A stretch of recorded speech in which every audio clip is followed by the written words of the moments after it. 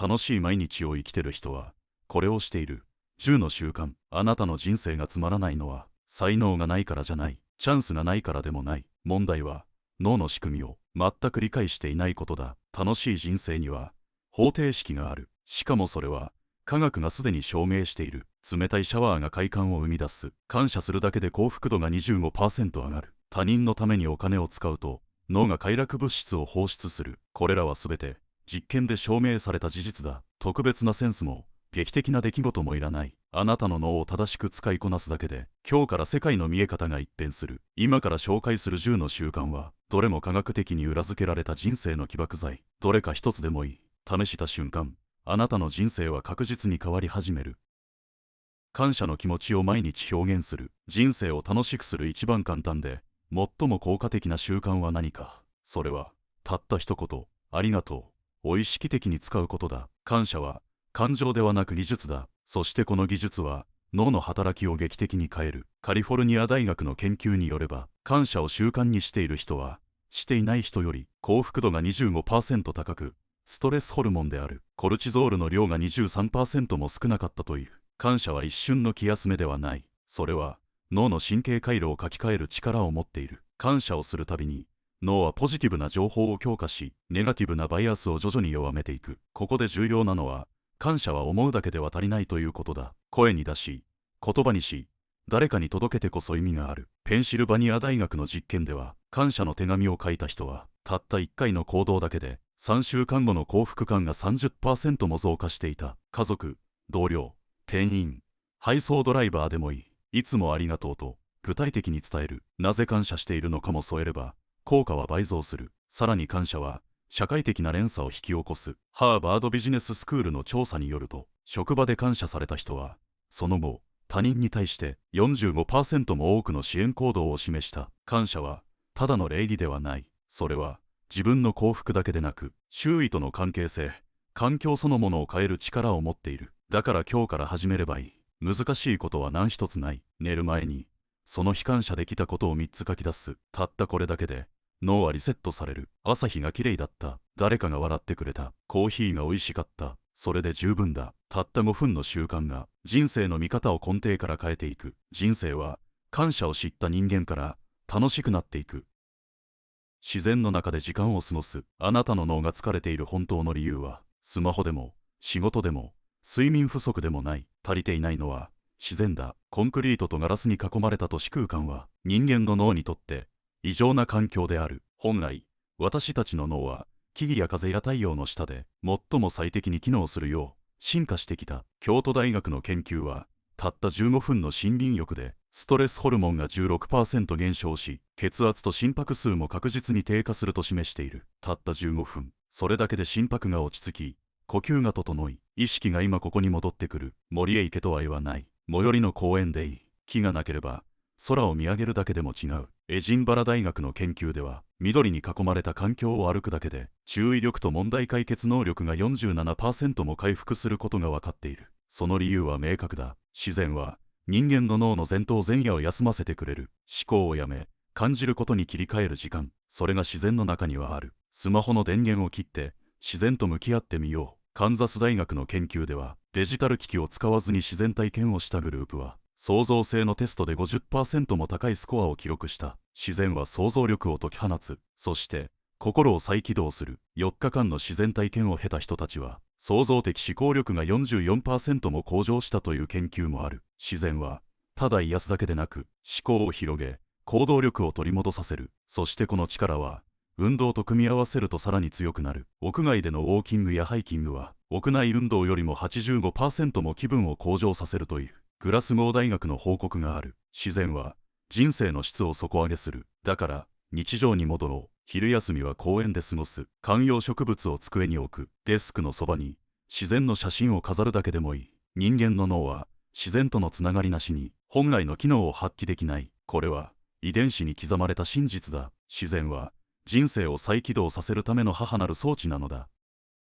好きなことを我慢する。我慢と聞いて辛さや退屈を想像したなら、あなたの脳はすでに快楽に慣れすぎている。本当に人生を楽しむためには、あえて楽しみを制限する必要がある。この一見逆説的な行動が、実は脳の報酬系を最大限に活性化させることが科学で証明されている。ハーバード大学の研究によれば、好きなスイーツを毎日食べた人と週に1回だけ楽しんだ人を比較したところ、後者の方が幸福度も満足度も高かった。なぜか、脳は飽きるからだ。人間の脳には快楽順応と呼ばれる性質がある。繰り返される快感には次第に反応しなくなる。だからどんなに美味しいものでも、どんなに楽しいことでも、毎日繰り返すと価値が下がっていく。つまり好きなことを我慢することで、その快感の価値を高められる。脳は待った後の報酬により強く反応するよう設計されている。これは食事だけの話ではない。ネットフリックスで毎晩ドラマを一気見していないか、スマホゲームを無意識に開いていないか、お気に入りのカフェに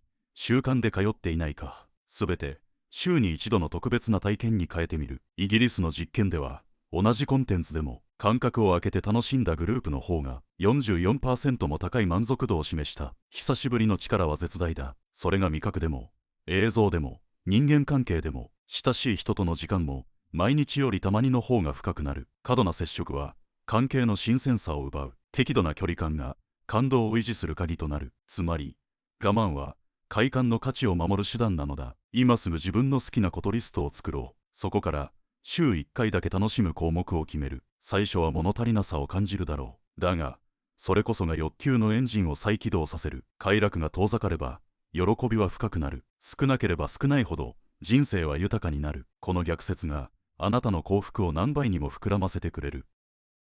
意識的に不快なことをやる。本気で人生を楽しくしたいなら、まずやるべきは不快なことだ。一見真逆に聞こえるだろう。だが脳の仕組みを理解すれば、この矛盾が快感の核心になる。人間の脳は快適さにすぐなれる。高級なホテル、美食、快適な温度、静かな空間、どれも最初は感動がある。だがそれが続くと感動は消え、当たり前に変わる。これが快適さの罠だ。快楽慣れという現象が脳の感受性を怠らせていく。しかしここに逆転の発想がある。不快なことを意識的に取り入れると、日常の小さな快感が何倍にも跳ね上がる。例えば冷水シャワー。初めは身体が震える。呼吸が乱れ辛い。だがその直後、血流が一気に活性化し、身体がポカポカと温まり、目が覚めるような感覚に包まれる。スウェーデンの研究では、冷水浴の後にドーパミンの分泌量が通常の 137% まで上昇したという。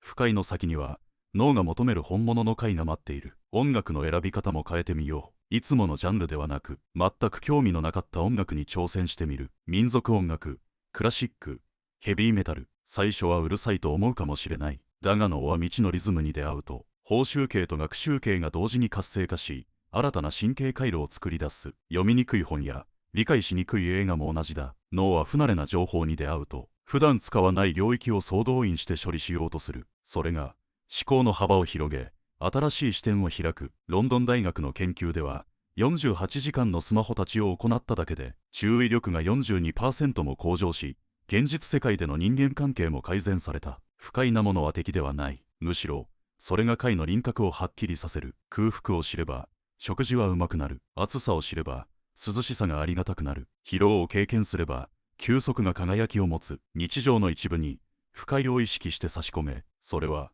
人生のコントラストを取り戻す作業だ。そしてその先に本物の楽しさが待っている。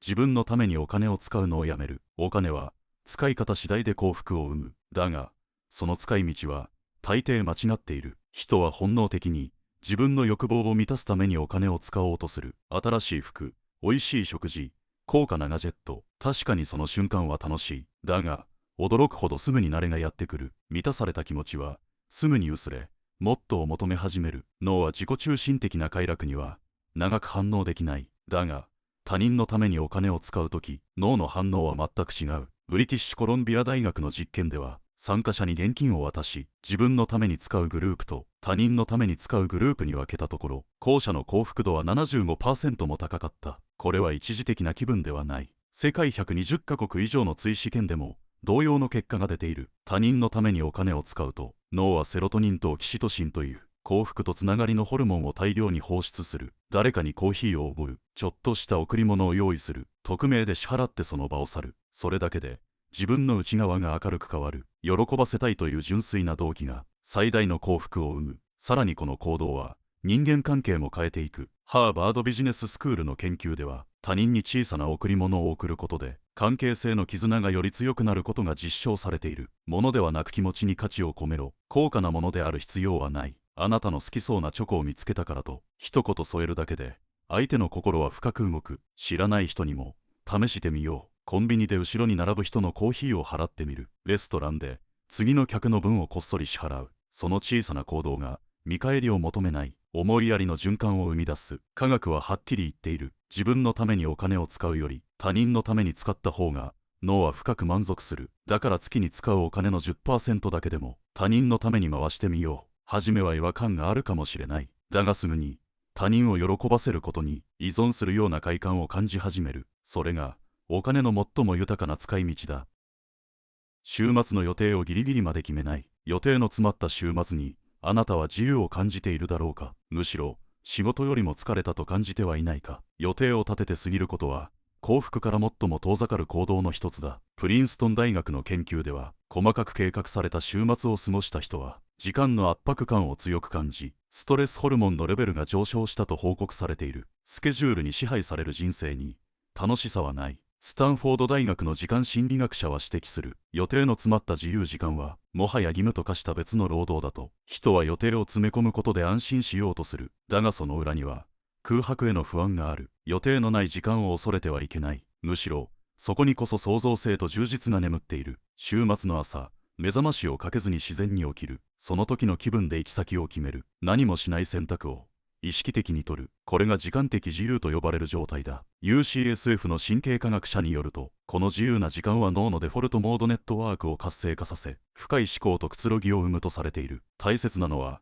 予定がないことで生まれる偶然だ。イェール大学の研究では、人生で最も記憶に残る出来事の多くは、計画されていなかった偶然の瞬間によって起きていると明かされている。この偶然の価値を最大化するには、何もしない日をあえて作ることだ。誰とも会わず、どこにも行かず、ただ自分の気分に従って過ごす。散歩でもいい、読書でもいい、寝転ぶだけでもいい。それは、決して怠けではない。脳にとって必要な余白だ。ハーバードビジネススクールの研究でも、週末に計画を手放した人ほど、創造的アイデアと深い休息を得ていたという。そして偶然は、出会いも生む。ミシガン大学の調査では、人生の転機となる人との出会いの 78% は、計画外の瞬間に起きていたと報告している。週末の一日は、あえて決めないことを決めよう。その空白こそが、あなたに本当の自由と幸福をもたらす。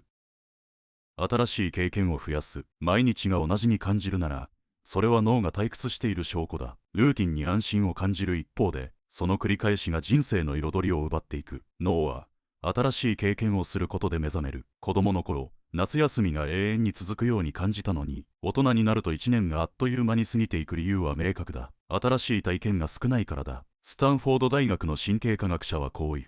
脳は未知の経験に出会うと、通常よりも多くの情報を処理し、時間を長く感じるようになると、これが時間拡張効果だ。つまり、人生を長く、豊かに感じたければ、新しい経験を日常に差し込む必要がある。知らない道を通って帰る。入ったことのないカフェに入ってみる。食べたことのない食材を買って料理してみる。そんな小さな変化でさえ、脳にとっては新しい刺激として作用する。カリフォルニア大学の研究では、未知の環境に身を置くと、ドーパミンとノルアドレナリンの分泌が促進され、学習力と幸福感が高まることが示された。週末には非日常を探しに行け。遠くである必要はない。一駅先の街に行くだけでも、十分に刺激になる。コーネル大学の研究では、見知らぬ街を歩いた人は、帰宅後も数週間にわたって、想像力と問題解決能力が高まっていたという。また、食も変化の源だ。毎週同じ料理では、味覚も心も閉じていく。買ったことのない食材を使い、未知のレシピに挑戦してみよう。オックスフォード大学の研究では、新しい味覚体験が脳の快楽中枢を刺激し、日常の満足度まで引き上げると報告されている。人間関係も同じだ。いつもの友人だけでなく、新しいコミュニティに足を踏み入れてみる。ワークショップ、習い事、ボランティア、小さな出会いが、新しい視点と可能性を開いてくれる。ハーバード大学の長期研究によれば、多様な人間関係を持つ人ほど、認知機能の低下が少なく、精神的柔軟性も高いという。人生は、経験の質と量で決まる。初めての数だけ、記憶は深く刻まれ、時間は豊かに膨らんでいく。大きな冒険である必要はない。今までやらなかったことを、一つだけ自分に課してみること。その小さな一歩が、あなたの時間を、人生を、確実に変えていく。部屋の片付けを一つだけする。散らかった部屋は、心の中をそのまま映す鏡だ。そして、その混乱はあなたの集中力や意欲まで静かに奪っていく。だが、大掃除をする必要はない。むしろそれは逆効果だ。完璧を求めると、行動できなくなる。だからこそたった一つだけ片付けるが、最も強力な戦略となる。心理学者 BJ フォックが提唱するタイニーハビット理論は、この極限まで小さく始める習慣の威力を明らかにしている。まずは、机の上の一枚の紙を捨てる。ソファに置いたままの服をハンガーに戻す。床に転がった本を本棚に差し込む。たったそれだけでいい。プリンストン神経科学研究所の実験では、視界内の散らかりが減ると、脳の前頭前野への負荷が軽くなり、集中力と判断力が向上することが示された。つまり一つ片付けるだけで、脳は今、整っているという感覚を得るのだ。さらに、その行動がドーパミンを放出させる。小さな達成感が脳内に報酬のサインを送り、もっとやろうというエネルギーを生み出す。この現象は作業興奮と呼ばれる。やる気があったから始めたのではなく、始めたからやる気が出た。という原理だ。そしていつの間にか、机全体を片付けていた。そんな経験があるだろう。大切なのは勢いではなく入り口だ。だから一つでいい。一日一つ、毎日違う場所。それを繰り返すだけで、部屋も心も少しずつ整っていく。この片付けの効果は、心の健康にも波及する。カリフォルニア大学ロサンゼルス校の研究では、整った環境で暮らす人は、そうでない人に比べて、困難な課題に対する粘り強さが 63% も高かった。さらに、片付けられた空間は食事や睡眠の質にも影響を与える。日々の選択がより健康的になり、自己制御力も高まる。この法則は、デジタル空間にも応用できる。スマホの不要なアプリを一つだけ削除する。メールボックスの未読を一件だけ処理する。デスクトップのファイルを一つだけフォルダに入れる。これらも立派な脳の整頓だ。完璧を目指す必要はない。むしろ、一つに絞るからこそ、脳はできたという成功体験を記憶し、次の行動へのモチベーションになる。今すぐ目を上げ、目についたものを一つだけ片付けてみよう。その小さな一歩が、部屋を変え、思考を変え、人生を変える最初の動きになる。フロー体験を増やす。時間を忘れるほど夢中になるあの感覚。気づけば何時間も経っていた。というあの集中。それがフロー体験だ。そしてこれは、人生の幸福度を飛躍的に高める鍵となる。心理学者チクセントミハイが提唱したこの概念は、最も人を幸福にする状態は、受動的な快楽ではなく、目の前のことに完全に没頭している瞬間だと語っている。つまり、ソファでダラダラ動画を見ている時間より、何かに熱中している時の方が、脳ははるかに満たされ、心は深く安らいでいる。では、どうすればフローに入れるのか。まず大前提は、少し難しいが達成可能な課題を選ぶこと。簡単すぎると飽きる。難しすぎると投げ出す。その中間が、フローゾーンだ。例えば、少し難しいパズルに挑戦する。慣れていない楽器を30分だけ練習する。文章を書く。絵を描く。新しいダンスを覚える。こうした適度な挑戦が脳を刺激する。神経科学の研究では、フロー中の脳は最適覚醒状態にあるという。ノルアドレナリンとドーパミンが同時に分泌され、集中力、創造性、問題解決力が最大化される。さらに、自己意識が薄れ、今ここに完全に没頭しているため、不安や迷いが消えていく。それは一種の心の無重力空間だ。この状態を日常的に経験している人は、自己肯定感が高く、うつ病や不安障害のリスクも低い。また仕事のパフォーマンスも平均より圧倒的に高いという。大切なのは、スマホを手放し、時間を確保し、目の前の一つに全意識を注ぐこと。集中できる環境を作るだけでも、フローの入り口は開きやすくなる。さらに、自分が何にフローを感じやすいかを知ることも重要だ。ある人にとっては料理かもしれない。また別の人にとってはランニング、読書、裁縫、コードを書くことかもしれない。時間を忘れたことを思い出せば、そのヒントがある。週に1回、たった30分でもいい。あなたが没頭できる時間を、予定として確保すること。それは単なる趣味ではない。自分の心を回復させる最高の投資となる。フロー体験はあなたに問いかけてくる。本当に生きていると感じる瞬間はいつだと。そしてその答えこそが人生を楽しく、深く、意味あるものに変えていく。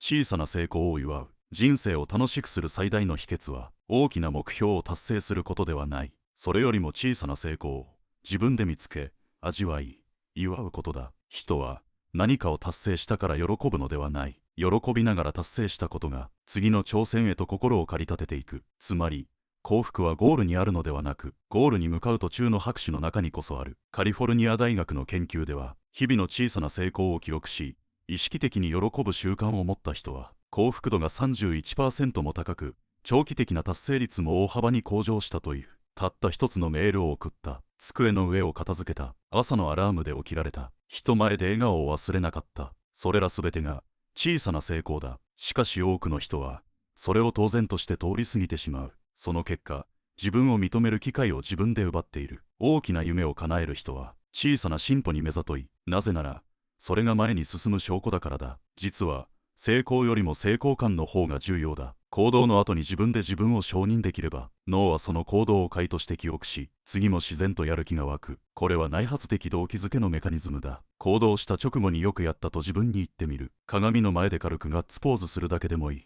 あるいは成功の数を手帳に書き出すのも効果的だ。スタンフォード大学の研究によれば、たった3秒でも自分を認めるだけで、モチベーション維持に必要なドーパミン量が大きく増加するという。ここで重要なのは、完璧を祝うのではなく前進を祝うこと。目標に対して 50% しか達成できなかったとしても、昨日より前に進んだなら、それは成功だ。誰かに報告するのもいい。家族、友人、SNS、誰かがすごいねと言ってくれるだけで、自己効力感は何倍にも膨らむ。祝福の習慣は、自分との信頼関係を築く儀式だ。毎日、小さな自分の努力を見逃さないことで、自分という存在に対する尊重が生まれてくる。そして気づくはずだ。幸せは、もうすでに始まっていたと。あなたの人生は、すでに何度も前に進んでいる。その証拠、今日も祝ってあげてほしい。